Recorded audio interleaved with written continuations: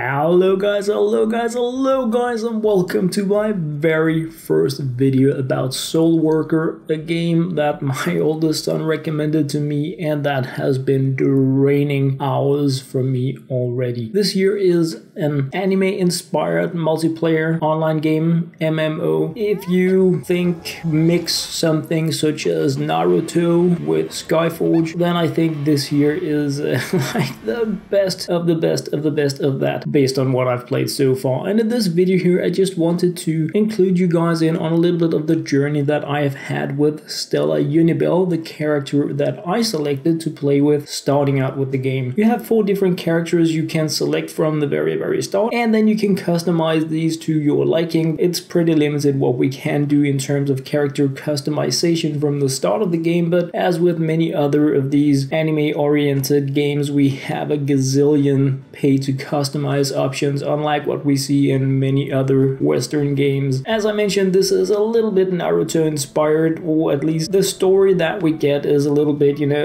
oh, I'm so alone, yada yada yada, cruel, what's this weird thing, and powers and crazy stuff. I love that stuff, but there is so much story here that I don't want to dig into it. I mean, I'm talking like half an hour just getting started, so I'm just jumping a little bit more into the actual game because, wow. Of course, we have a tutorial, we have a guide where you're told everything from how to move, how to jump, how to fight. And this very first video here in Soulworker, I just want to allow you guys to get a little bit of a sneak peek into the first part of the game, including very select small parts of the introduction and tutorial, so you can get an idea about whether or not this game is something for you. It has amazing cutscenes and stuff like that in it, as you would be expecting from an anime inspired game. I was pretty much sold at the login screen like crazy. This here is my character Accordia, a name that has been with me since EverQuest, and that's like vanilla EverQuest. The first thing that we started with is learning to walk, learning to jump, and learning to fight. I am of course a guitar hero chick, guitar smashing babe here that is just going crazy on all these wolves here by using crazy weird powers. It is unknown where these powers come from, but they are unreal.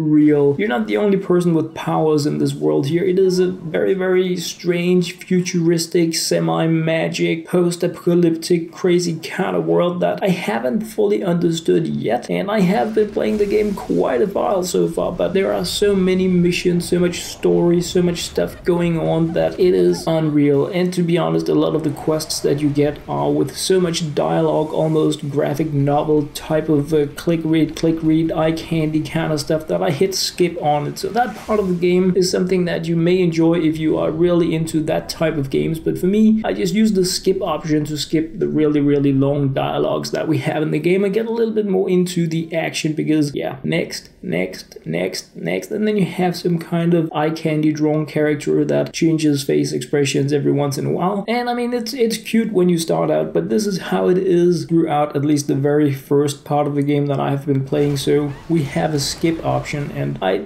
tend to be using that button quite a bit, but the gameplay, the missions, the actual game more than makes up for the little bit hideous quests and stories for it. And of course the graphics, I could probably play anything with graphics like this, but hey, that's just me. Some of you guys have been with the channel for a while and you know that yeah, this stuff here is right down my alley. Completing the tutorial brings you to the main area, and this may just be the first main area really, but what we have here is classic MMO gaming with everything that I love, meaning we have login bonuses, we have bonuses for having played so and so many minutes, so and so many hours. This game has so much to offer that I was unable to really grasp everything starting out. So many crazy things that I can learn in order to optimize my gameplay. So what I decided to do was to ignore it and just go with the flow on everything, play the game, have fun, and whenever I felt that I needed to learn something, I looked more into it. Of course, we have emotes, emotes, we have dances, we have a skill tree. And the really cool thing about the skill tree here is that as you progress, you can even upgrade skills. So it's not like you can only move forward, you can also specialize in lower tier things. Here I'm heading into control zone 43, and this is how you actually play games and missions. You go into these red portal kind of things. You can go multiplayer, you can go solo player, you can play normal, you can play hard, you can play maniac. And this here is the real game. This here is how you complete missions, how you actually play. You go around and you bash things. So we have hardcore, crazy action gaming in very small maps. As you can see here, we just zoned in. We have this one room with monsters that you need to take out. You build up your combo by using your insane abilities. You can use abilities after each other in certain combinations to gain even more power. You can evade, dodge, like you can go so crazy and on being amazing at battling and really optimizing your process. You can find chests, like so many things, but we have it all action packed within these relatively small rooms within a relatively small zone. And that is how the game has been for me for a few hours really, where you don't really need to worry about having these very huge maps that load. You don't need to be worried about if you're playing with others, can they keep up with like these silly maps and structures. No, you have small maps, packed action, you know what to do. The game continuously tells you what you need to do. As you get further into the game, you get information like there is a hidden quest here, and then you know within this relatively small area there is something special I need to do. This here is the first of the bosses, and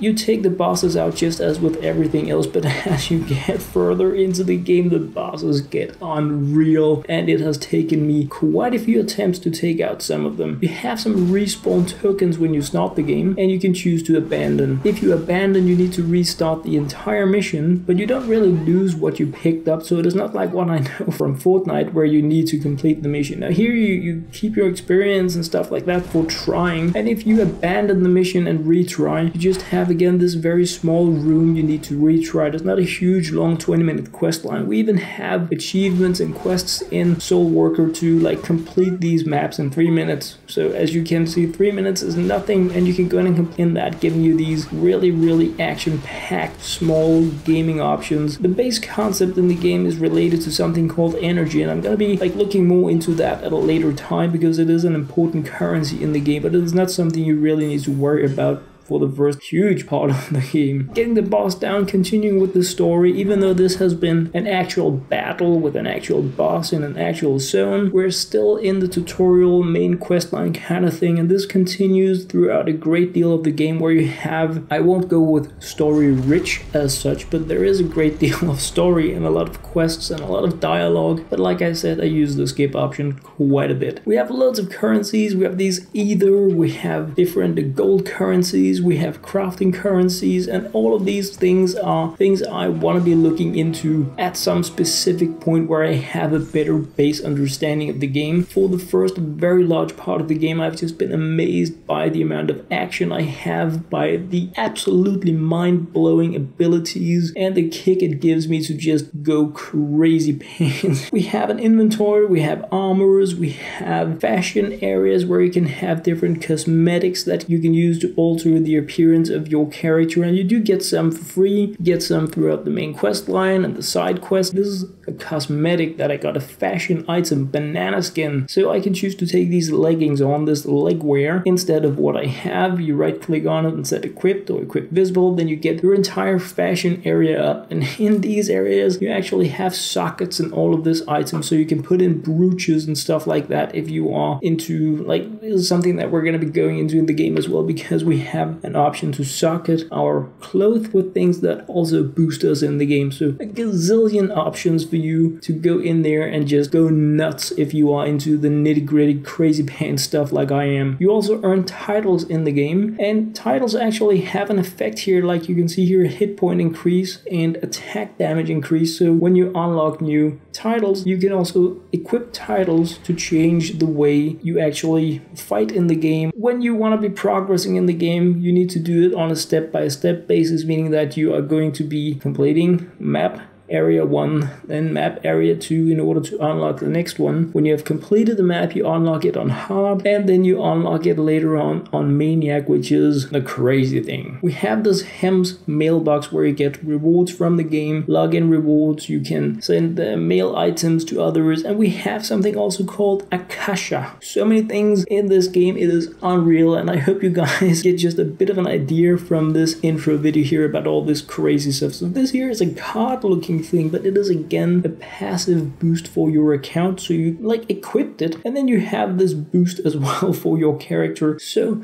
many things that you can use to just optimize your character, to tailor it towards a gameplay option that suits you. This kilo here that we're getting is actually one of these brooch items I was talking about before that you can slot into your clothes to also get boosts in regards to damage, health, triggered effect, all sorts of really amazing things. When you go into your gear, you can then right click on some of it and select brooches, and here you can see how I slot in these sockets that then give me additional options and bonuses in the game. And this is a permanent thing. I just kind of decided to go crazy with it. Normally I stash up things until I have a really good game understanding so that I don't make newbie mistakes by using something I should have saved up for later at the very early game. But I just wanted to go super fast in on it, complete enjoyment style, get the power, get the boosts, get the everything from the start instead of stashing up and being like all smart about things. Games get harder, they get more fun. You get the thing that we have here. This one here, big one, is like a mini boss that we have in the different waves. Things drop when you take down opponents, meaning that you need to go around the map, pick up currency and items you can use for crafting, and you get, as I mentioned at the start of the game, different types of bosses that become more and more challenging and where you need to be a bit more intelligent instead of going just hack and slash crazy. I had to use some of my respawn tokens because I really wanted to progress in the game. As you can see here, this is a level 4 boss, and I actually had to die there trying to learn how this character works. It turns out this character has not just one but two stances she can be in, one that is also life leeching and one that is more aggressive, and it is something that I hope that when I have learned more about the game I will be able to give some advice and insight in. But what I wanted to do in the first part of my series for Soulworker was just to show you guys a little bit about what is this game. So yeah, that was pretty much what I had to share about my absolute first looks at Soulworker. I am amazed, and as always guys, I hope you enjoyed. For now guys, and as always, thank you very much for watching.